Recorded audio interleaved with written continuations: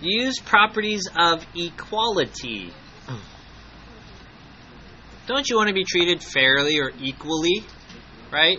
Would you guys be happy if I gave first period extra credit for being here today? Like if today was like senior ditch day, and then I didn't give it to you guys? Would that be fair? No, you want me to be properties of equality. If I give it to one class, I give it to the other, right? So this is the same idea when you're solving equations. State the property used in each of your steps or solutions, okay? We just want to solve for x. Let's just write that down. Solve for x.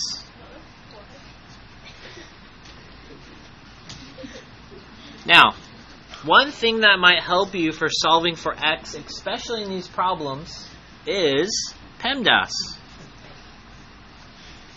PEMDAS. Write it up here. PEMDAS.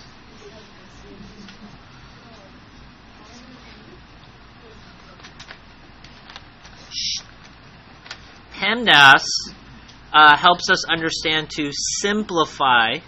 So if they tell you like simplify the expression, if you're working on one side of the equation, this is what you will use. You have to go in this order. That's why they're the order of operations going down. But if they tell you the word solve, what keyword, class? Solve. You get to work going up.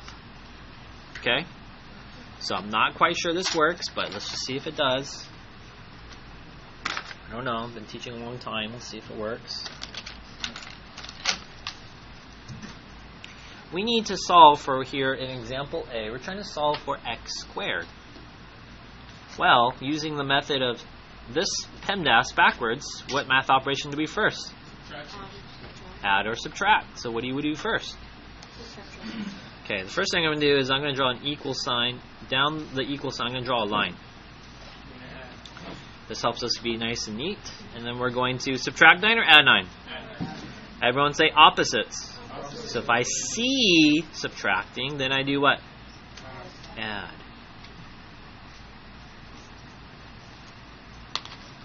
Alright, what's left, class?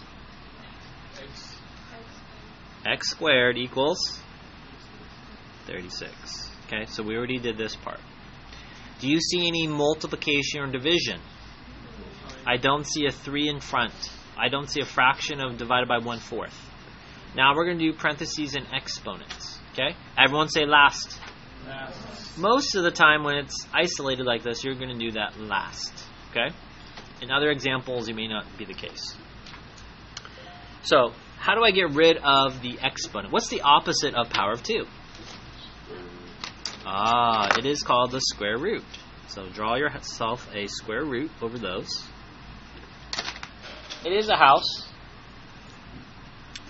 And so I get x equals, class, what are two identical numbers that multiply to be 36?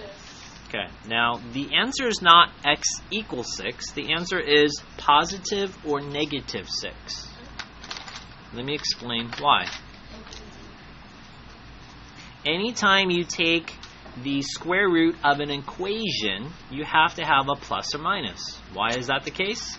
If you take your answer here, and this line, if I said this, two numbers when I square it equals 36.